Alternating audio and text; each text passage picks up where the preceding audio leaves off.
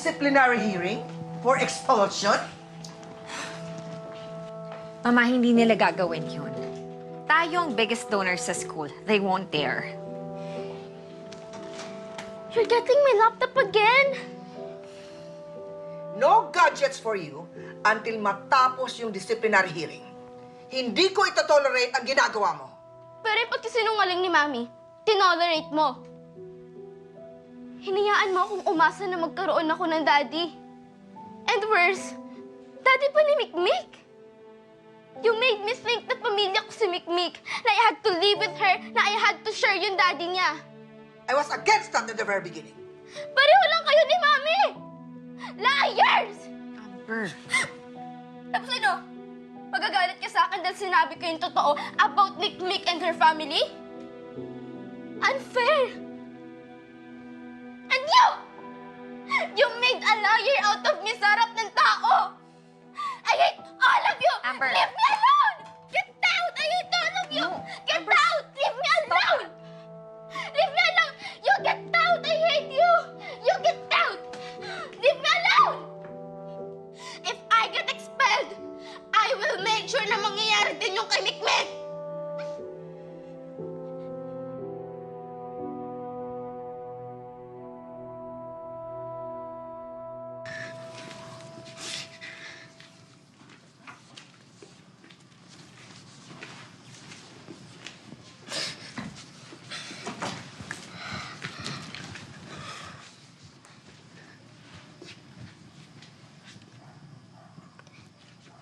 Tama po ba yung sinabi ni Amber? Bad po si Lolo. May mga nagawa siyang bad. Bakit po?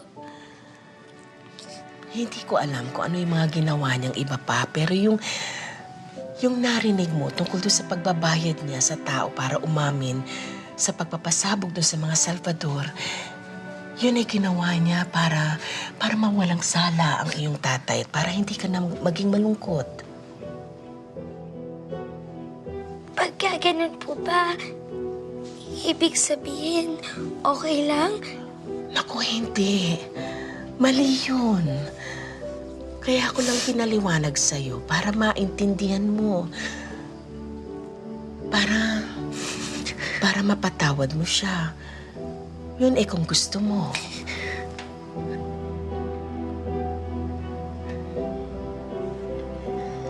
Halika po. Alam mo, hindi lahat ng tao katulad mo. Mabait. Yung iba, hindi sila pinalaki na katulad ng pagpapalaki sa'yo ni Ella. Kailangan nila matuto kung papaano magmahal ng tama. Kaya kailangan turuan sila kung papaano magmahal ng yung hindi sumusuko, yung umiintindi, yung nagpapatawad, at higit sa lahat yung tumatanggap sa mga pagkakamali ng iba.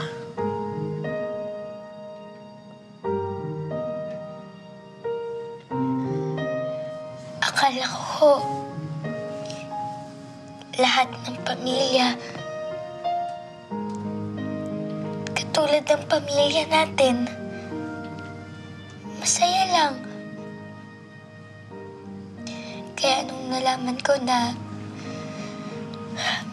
mayroon pa pala akong ibang pamilya, tuwang-tuwa ko talaga ako. Pero nalaman ko na lang po na galit sila sa akin. Si Lola Divina, Tita Katrina, lalong-lalo na po si Amber.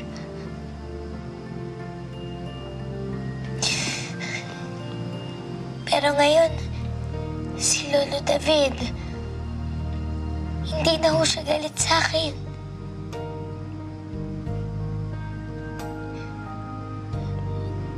Ayoko pong magalit sa kanya. Okay lang naman ho yun, di ba? Okay na okay, Apo. okay na okay.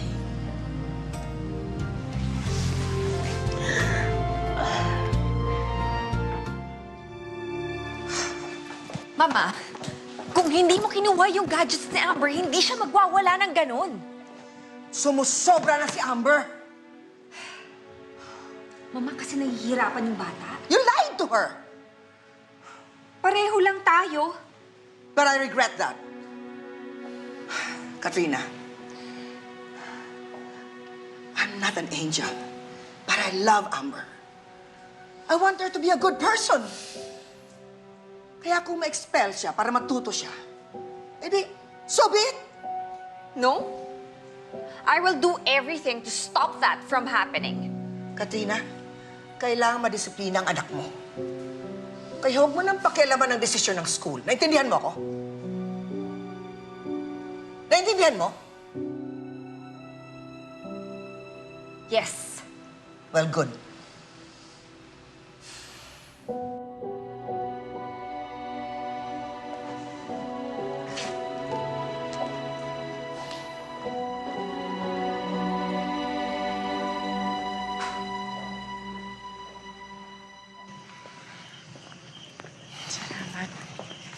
Napapadalas ang paghatid mo kay Grace.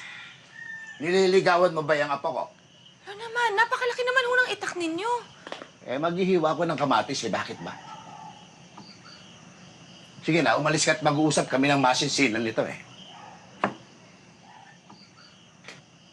Lo. Teka ho time out muna. Michael. Mukha hong masinsinan ho yung pag-uusap na gagawin ninyo. Parang tungkol ho sa akin. Buhay ko naman ho ito. Kaya ho siguro mas mabuti kung marinig ko, hindi ho ba? Ayan. Yung ugali ng liligawan mo, kaya mo? Isa ho yan sa minahal ko sa kanya.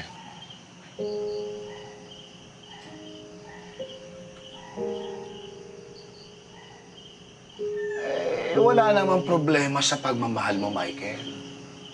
Yung gulo sa pamilya nyo. Nadadama yung apo ko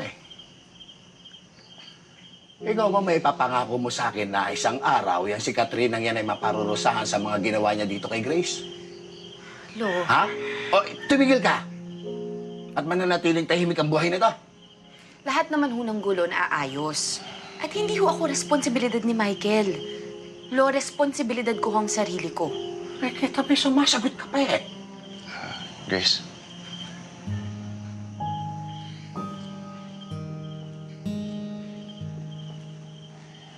Tama naman po kayo, Lo Pero hindi dapat kayo mag-alala kasi ginagawa po namin ang lahat para mapanagot si Katrina. Hindi po kami tumitigil sa pag-iimbestiga sa lahat ng kasalanan ginawa niya. At pag nakahanap po kami ng witness, makakapagsampa na po kami ng kaso at makakamit namin ng hustisya. Sapat ba ang hustisya para matigil ang gulo, Michael?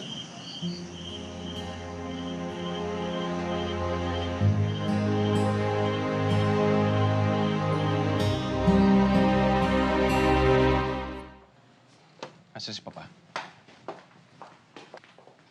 Bago mo ako sumbatan, sana isipin mo na nakalaya ka dahil sa ginawa ko. Hindi to tungkol sa atin. Tungkol to kay Mikmik. Ilang beses ko bang ulitin sa'yo yun? Tungkol kay Mikmik na walang ginawa kundi magmahal ng mga taong hindi naman karapat-dapat ng pagmamahal niya. Ginawa ko ito para kay Mikmik. Ginawa mo to para kay Mikmik. Huwag na tayong maglokohan, Papa. Pwede ba? Huwag ka magtago sa likuran ng isang bata. Alam ko to ginawa mo para sa'yo. Para hindi ka maimbestigahan, para hindi ka makulong. Bakit? May magagawa ba kung makukulong ako? Hihinto ba si Divina sa pagigigante? Si Katrina, tatantanan ka ba niya kapag nakulong ako? At least kung nasa labas ako, mabibigyan ko ng proteksyon ng apo ko sa kanila. Naisip mo ba wala namang magagawa yung kasinungalingan mo? Ha? Lalo lang masasaktan si Mikmik pag nalaman niya yung totoo. Mahal ako ng apo ko. Tinitingala niya ako. Ako ang hinahanap niya kapag may problema siya. Sa akin siya umaasa. Kapag nalaman niya ang totoo, mawawala lahat yun. Papa, matalino si Mikmik. Ikaw na mismo nagsabi mahal ka niya. Hindi mababaw magmahal yung anak ko. Papatawad ka niya. Katulad mo? O ni James? Michael, sabihin mo nga sa akin. Ako ba'y napatawad mo sa mga nagawa ko? Yung pagdamay ko kay Ella sa mga gulo natin. Yung pagkakakulong mo. Yung pagkakalayo mo sa anak mo. Si James, napatawad ba niya ako sa pagtrato ko sa kanya? Kung kayo nga mga anak ko eh. Tinalikuran niyo ako at nilayuan nang dahil sa mga pagkakamaling nagawa ko. Paano pa si Mikmik? Naapo ko lang.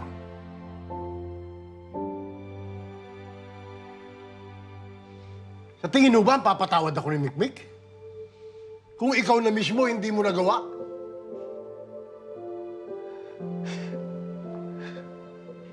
Siguro nga.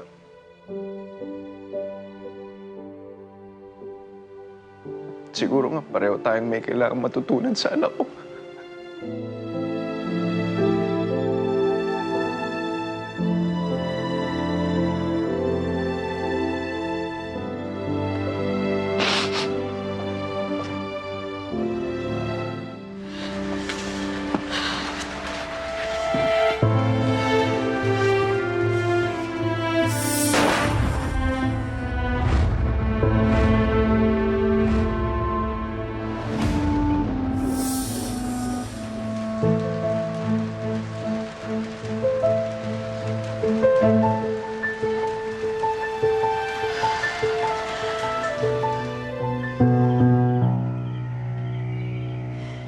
Para kang trumpo, ikot ka ng ikot, nahihilo ko sa'yo. Nag-aalala lang po kasi ako, Lo. Kung ano yung mararamdaman ni Mikmik kapag nalaman niya yung tungkol sa amin ni Michael. Ay, din ang tanong ko, naunahan mo lang ako. Saan mo ilulugar ang sarili mo sa pagitan ni na Mikmik at Michael? Alam mo, mula nang maulila sa ina si Mikmik, inubos niya ang oras niya sa paghahanap ng pamilya. Diyan sa mga Salvador, kay Benji. Alam mo ang pakiramdam ng mamalimos ng pamilya. Pero nahanap ko naman ho kayo. Kaya ho nagkaroon ho ako ng pamilya. Eh, yan din ang pakiramdam ni Mikmik na magkita sila ni Michael. Wala pang 1 taon nang magkita sila. Ngayon pa lang nila nakikilala ang isa't isa. O ano ngayon mangyayari? Pumasok ka. Ano magiging pakiramdam ni Mikmik?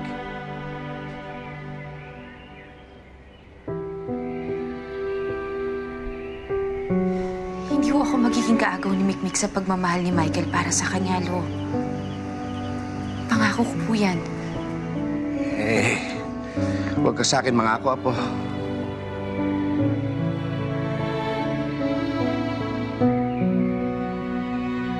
Lo, kada 2 araw niyo huto diligan na. Konti lang pong tubig. Tapos, huwag niyo din ho siyang lulunurin, ha? Tingnan mo itong batang ito. Bibigyan pa ako ng trabaho. Eh, ikaw ang nagtatanim niyan eh. Dapat ikaw ang magdilig. Eh, Lolo, galit ho kasi kayo. Kaya baka minsan na lang ako bumalik. Yung ba ang tingin mo? Ha? Paano kung sabihin ko sa'yo na gusto ko palagi kang babalik? Hindi, wala ho akong choice. Babalik ako. Kahit na alam mo yung mga ginawa kong mali. Opo. Kasi mahal ko po kayo. Talaga? Opo, Lo. Minsan, pinapagalitan din ako ni tatay kapag may ginagawa ho akong bad. Pero ang sabi ho niya, kahit ganon, mahal pa rin niya ako. Gusto lang niya na matutunan ko yung tama at mali. Parang tayo hulo. Kahit ganon, partners pa rin tayo, di ba? Parang kami ni tatay.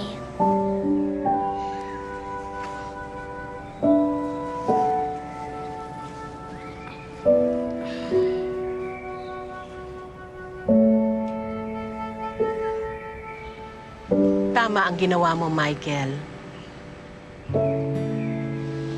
Kasi tama po si Mikmik. Sa lahat ng nangyaring gulo sa pamilya natin, inisip ko na hustisya yung gagamot sa lahat ng sugat. Pero hindi pala sapat na hustisya lang. Kailangan din natin ng pagmamahal. Tsaka ng pagpapatawad. Siguro kailangan na po namin matuto magpatawad. Kung kinaya ni Mikmik, magagawa niyo rin.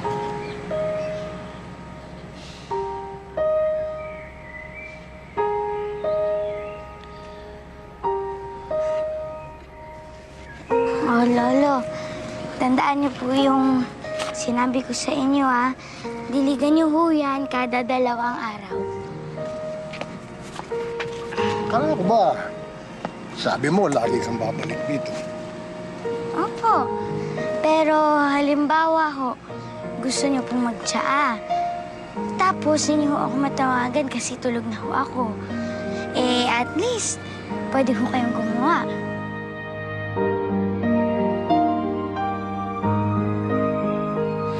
Sige ho, Lolo. Mauna na ho ako, ha?